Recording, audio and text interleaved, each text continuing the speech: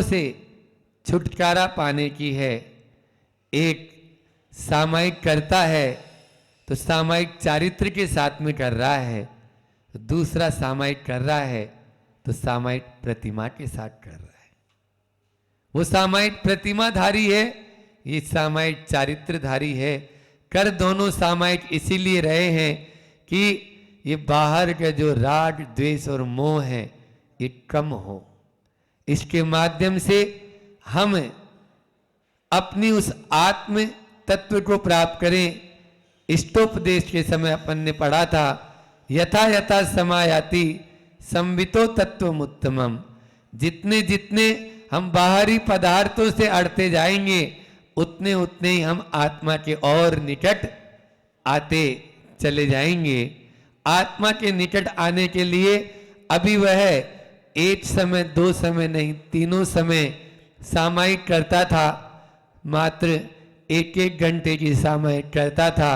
अब उसको और उत्कंठा हो रही है, क्यों न मैं पूरे दिन भर ही सामायिक में बैठ जाऊं।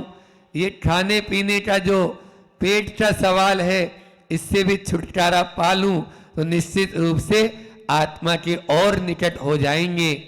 क्योंकि उपवास का मतलब ही है, उप यानी निकट, वास यानी रहना। अपनी आत्मा के निकट रहने वाले को रसोई घर के निकट नहीं जाना पड़ता। अपनी आत्मा के निकट रहने वालों को रसोई घर के निकट नहीं जाना पड़ता। वो तो अपने हाथ पे हाथ धरकर बैठ जाते हैं दीवार की तरफ मुड़ करके और अपने ही आत्मचिंतन में डूबे रहते हैं। वो तब होगा जब हम उस आहार का त्याग करेंगे, नहीं तो सारा उसी के पीछे। आप देखो, अपने श्रावक के लिए तो चलो साधु तो फिर भी ठीक है, 24 घंटे में एक बार निकलना है, लेकिन श्रावक को आप पूछेंगे या आप स्वयं अपने आप में जानेंगे तो सुबह से शाम तक केवल एक ही चर्चा।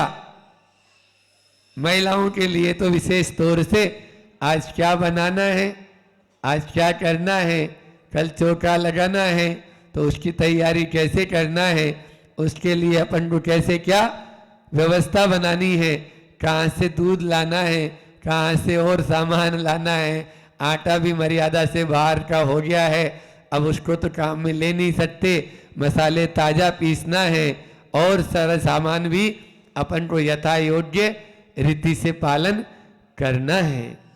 ये सारा उसी की चर्चा चलती है और जब इनसे छुटकारा पा लेता है तो सब छोड़ देता है, कोई झमेला नहीं।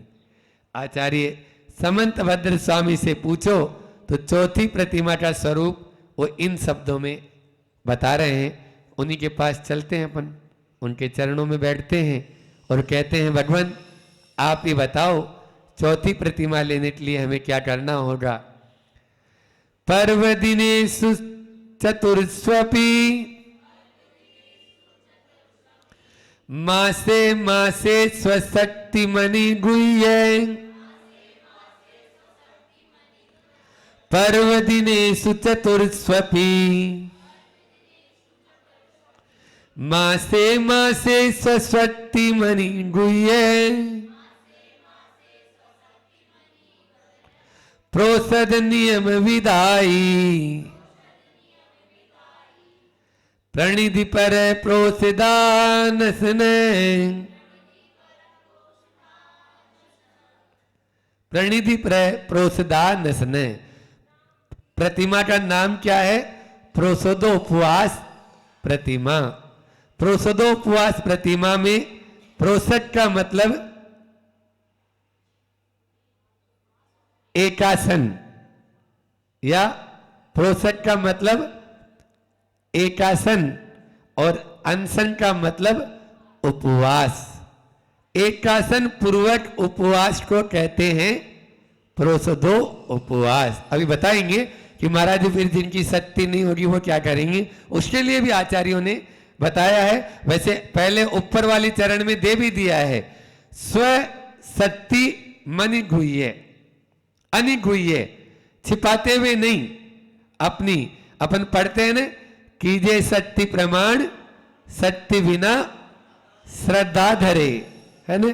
तो सत्य, यहाँ कीजिए शक्ति प्रमाण का आप लोग अर्थ ये लगा लेते हैं, अब महाराज हमारी तो इतनी शक्ति है, बस इससे ज्यादा नहीं है। ऐसा नहीं, अपनी शक्ति को छिपाओ नहीं, शक्ति से बाहर काम करना अपन शुरू कर दें, तब जाके कैसा, जैसे मान लीजिए रेलवे स्टेशन पे, उदाहरण याद आ गया, रेलवे स्टेशन पे पहुंचे और आपके पांव में दर्द है, ठीक है, राजधानी एक्सप्रेस में बैठना है आपको, पांव में बिल्कुल बहुत दर्द है और सामान भी आपके पास में 4 बैग हैं। कितने हैं? 4 बैग हैं। और राजधानी ट्रेन समय तो आप जानते ही हो, 30 सेकेंड या 1 मिनट, तो 1 मिनट रुकना है और डब्बा भी अब जहां खड़े थे उससे आगे चला गया वो खसक के। अब क्या करेंगे बोलो? आप चारों को कुली ढूंढेंगे? बोले महाराज कुली से बात करने में तो गई ट्रेन है। कोशिश नहीं करेंगे, आप पूरी शक्ति लगा देंगे। ये है कीजिए शक्ति प्रमाण पूरा। जिस डब्बे को जो सामने आ रहा है फेंको भी तो सामान को, और आप भी भाग के अपनी बर्थ पे बैठ जाएंगे, सीट पे बैठ जाएंगे। ये होता है, ऐसी उत्कंठा होनी चाहिए जैसे कोई अपन श्वास लेते हैं और किसी की श्वास आना रुक जाए थोड़ी देर के लिए, फिर देखो वो पूरा दम लगा के श्वास लेने की कोशिश करता है कि कैसे भी एक श्वास मुझे मिल जाए। इतनी उत्कंठा, इतनी ललक जब यहां होगी ना, तब जाके 4 प्रतिमाधारी बनेंगे, ऐसे ही नहीं। इसलिए चौथी प्रतिमा का यहां स्वरूप बता रहे हैं, पर्व दिनेशु चतुर्स्वपी। पर्व दिनेशु, पर्व के दिनों में, बुंदेलखंड में पर्व का मतलब पावन होता है, पर्व का मतलब पावन भी कहते हैं। तो पावन, इन पावन दिनों में ये दिन है, ये 4 दिन होते हैं, 2 अष्टमी 2 चतुर्दशी। इन 4 दिनों में मासे मासे, 1 महीने की नहीं कि एक बार कर लिया बस और फिर नहीं, 2 बार मासे मासे लिखना हुआ कि प्रत्येक माह की अष्टमी और चतुर्दशी को स्वशक्ति मनि गुह्य, अपनी शक्ति को नहीं छिपाते हुए प्रोषद नियम विधाई, प्रोषद का जो नियम ले लिया है, जिसने एकासन का नियम ले लिया है, वह प्रणिधि पर है प्रोषदानसन, वह प्रोषद एकासन पूर्वक अनशन उपवास करता है। इसको कहते हैं प्रोषद नियम, प्रोषदोपवास प्रतिमा, तब होता है वह। समझो इसको। देखो, अपनी शक्ति को नहीं छिपाना है और शक्ति के बाहर भी नहीं करना है। एक सुट्टी आती है संस्कृत में कि तद्व्रत मां चरितस्य यस्य तुला मां रोहती शरीर मनसी। आचार्य श्री की और प्रमाण सागर जी की बहुत प्रिय सुट्टी है, कई बार उनके मुझसे सुनी, और यह सुट्टी हमें अपने जीवन में हमेशा धारण करनी चाहिए कि वही व्रत आचरण करने योग्य होता है जो हमारे शरीर और मन पर प्रतिकूल प्रभाव नहीं डालता है। मारवाड़ी में एक कहावत है, देखा देखी सादे जोग और छीजत काया बड़े रोग। देखा देखी सादे जोग, छीजत काया और बड़े रोग, मतलब देखा देखी में यदि आप कर रहे हैं, कोई दूसरा त्याग कर रहा है, आपकी कुवत है नहीं और आप त्याग कर रहे हैं, तो गड़बड़ हो जाएगा। छीजत, आपकी काया बीमार रहेगी और रोग को बढ़ावा और मिल जाएगा। इसलिए देखा देखी में ये चीजें नहीं होती है। तो फिर क्या करें? आचार्य श्री जी के उस दोहे को भी याद रखना है, तन मिला तुम तप करो, करो कर्म का नाश, और रवि शशि से भी जाजा है तुम में दिव्य प्रकाश, तुम में दिव्य प्रकाश। इसलिए इसको भी मत भूलो। हाँ, लेकिन अपनी कैपेसिटी को धीरे धीरे बढ़ाना है, धीरे धीरे बढ़ाना है। देखो, गाड़ी होती है, मशीन होती है, उसको भी रेस्ट देते हो या नहीं देते हो? बोलो, रेस्ट देते हो या नहीं देते हो? तो उपवास से डरना नहीं है। कुछ लोग क्या करते हैं, अरे उपवास करेंगे तो कमजोरी आ जाएगी, बस ये जो आपने धारणा बना ली ना, यही आपकी गलत हो गई। उपवास से कमजोरी नहीं आती, बल्कि बलजोरी होती है।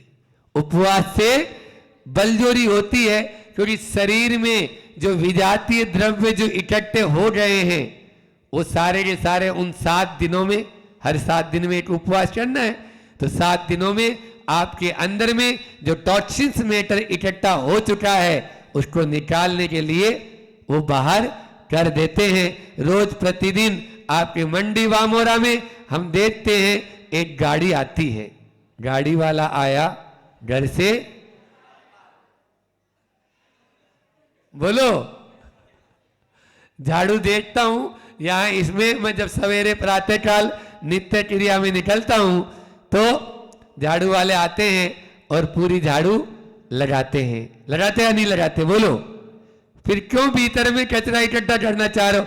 हमारे तो घुटनों में दर्द है, हमारे तो महाराज जी यहां दर्द है, हमारे सिर में दर्द है, फिर खा पी के बीमार क्यों हो रहे हो? जब आप रोज प्रतिदिन भोजन करते हैं तो फिर क्यों बीमार होते हैं? बताओ, होता है कि नहीं हो रहा है? तो इसलिए एक दिन यहां पर आचार्यों ने, देखो विज्ञान भी इसको मानती है। आपको बताएं, आचार्य श्री जी की एक प्रिय पुस्तक है उपवास चिकित्सा। क्या नाम है? उपवास चिकित्सा। उपवास के माध्यम से बड़े बड़े रोगों का भी इलाज उसमें दिया गया है। कैंसर जैसी महामारियों का भी इलाज उपवास के माध्यम से होता है। लेकिन कब? उसमें आगे मैंने मोटे मोटे अक्षरों में आचार्य श्री जी को जो पंक्तियां सुनाई थी कि आचार्य श्री जी के आशीर्वाद से हमें नेचुरोपैथी का कोर्स करने के लिए उन्होंने कहा कि नहीं, इसको करना ही पड़ेगा। ठीक है भैया, कर लेते हैं, आप बोल रहे हो तो उसमें प्रति वर्ष एक प्रश्न आता था, और वो प्रश्न आप लोगों के लिए भी बता देते हैं। एक मूर्ख व्यक्ति भी उपवास कर सकता है, लेकिन एक विद्वान ही उपवास तोड़ सकता है। क्या प्रश्न आता था हर साल? एक मूर्ख व्यक्ति भी उपवास कर सकता है, लेकिन एक विद्वान ही उपवास तोड़ सकता है। सिद्ध कीजिए, सिद्ध कीजिए। बस आगे लिख दिया, और हम अच्छे से लिख के आते थे।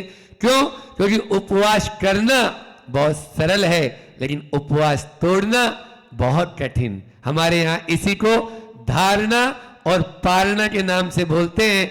इसी आचार्य समंतभद्र स्वामी इसी शास्त्र में रत्नगण श्रावकाचार्य में जब प्रोसोदोपवास व्रत के बारे में कहा था, कौन सा व्रत कहलाता है? बोलो, 12 व्रतों में शिक्षा व्रत, 5 अणुव्रत, 3 गुणव्रत, 4 शिक्षा व्रत। वहां पर बोला था सामायिक, प्रोसोदोपवास, भोगोपभोग और अतिथि सविभाग, ये 4 शिक्षा व्रत होते हैं। उसमें दूसरा प्रोसोदोपवास व्रत की बात भी कही थी। वो बात भी एक सेकंड में बता देता हूं कि प्रोसोदोपवास व्रत और प्रोसोदोपवास प्रतिमा दोनों में फर्क है।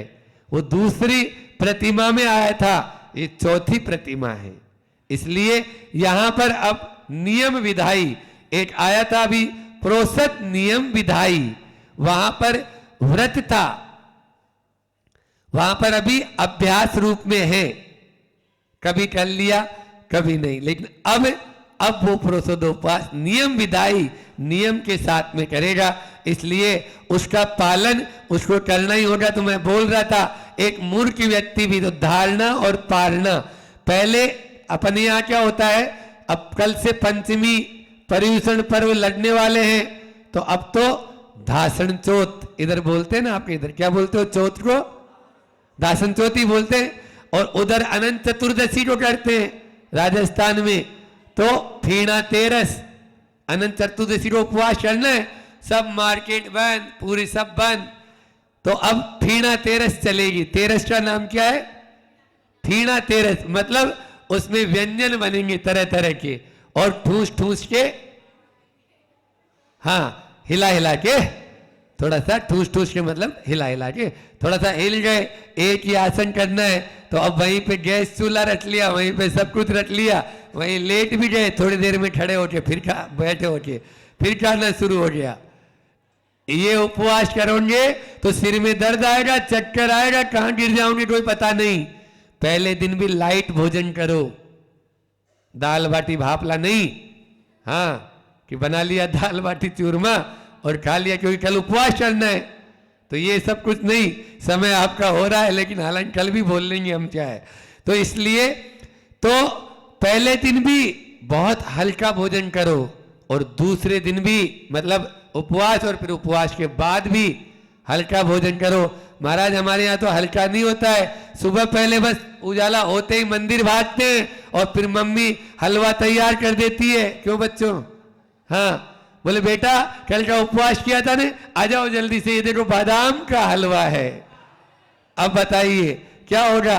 बादाम वैसे भारी, उसमें और घी मिला दिया और उसको सेक के दे दिया तो और हो गया सारा ही के सारा।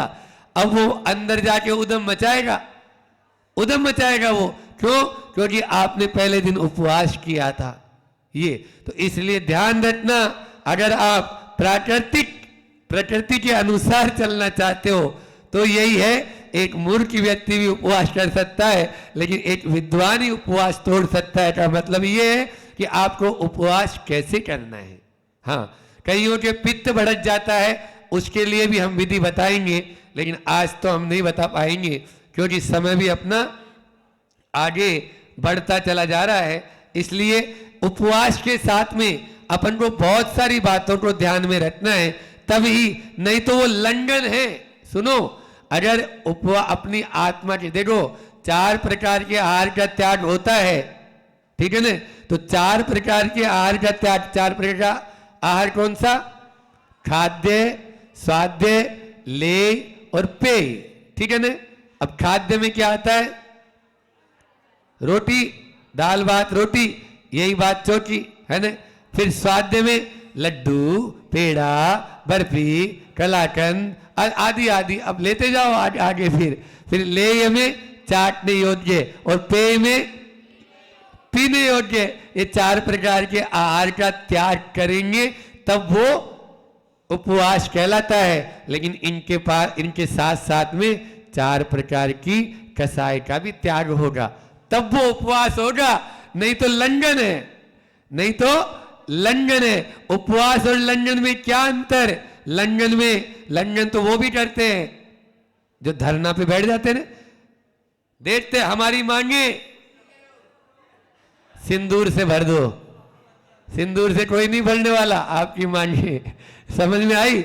इसलिए हमारी मांगे पूरी कर, वो धरना पे बैठना नहीं है यहाँ पे कसाई को कम करना है। गुस्से में रोटी छोड़ दी, नहीं खाएंगे आज, देखते अब अम्मा पीछे पीछे दौड़ रही है, पूरे दिन हो गया, न पानी पिया और न रोटी खाई न कुछ किया, तो क्या ये उपवास हो जाएगा? नहीं, ये लंघन होगा। आचार्य श्री जी खुद अपने शब्दों में कह रहे हैं, क्या कह रहे हैं देखो।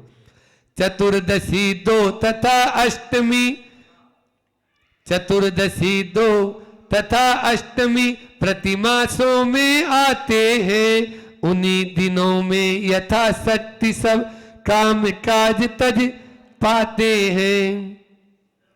प्रसन्न हो, ऐसे नहीं, गुस्से में नहीं, प्रसन्न हो, एकाग्र चित्त हो, प्रोषद नियमों कर पाते, प्रोषद उपवासा प्रतिमा के धारक श्रावक कहलाते, प्रोषद उपवासा प्रतिमा के धारक श्रावक कहलाते।